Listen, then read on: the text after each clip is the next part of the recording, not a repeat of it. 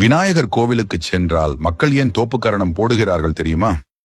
ஒரு நாள் கணேசர், அம்மா நான்ம மாமா வீட்டுக்கு செல்ல வேண்டும் என்று பார்வதி தேவியிடம் அடம் பிடித்தார். அம்மாவும் சிரித்துக்கொண்டு, சரி பிள்ளையா, சென்று வா என்று அனுமதி அளித்தார். மிகுந்த சந்தோஷத்தோடு கணேசர், விஷ்ணுவும் லட்சுமி தேவி இல்லத்திற்கு சென்றார். அவர்கள் அவரை கட்டி பிடித்து பல பல இனிப்புகளும் கொடுத்து பாசத்தோடு விளையாடச் செய்தனர். சிறிது நேரம் கழித்து விஷ்ணு தன் சுதர்சன சக்கரத்தை அருகில் வைத்து தூங்கினார்.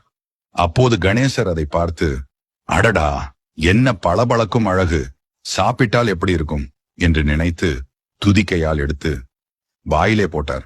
அதே நேரத்தில் அரக்கர்கள் பூமியை தாக்க தேவர்கள் அனைவரும் ஓடி வந்து விஷ்ணுவிடம் உதவி கேட்டனர்.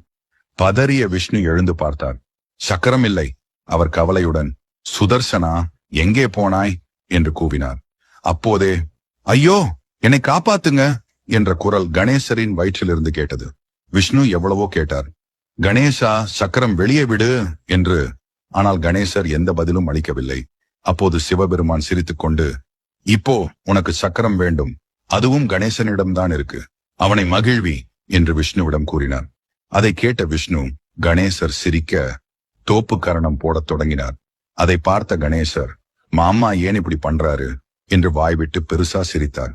அவ்வளவு சிரித்ததால் இருமல் வந்து சக்கரம் வாயிலிருந்து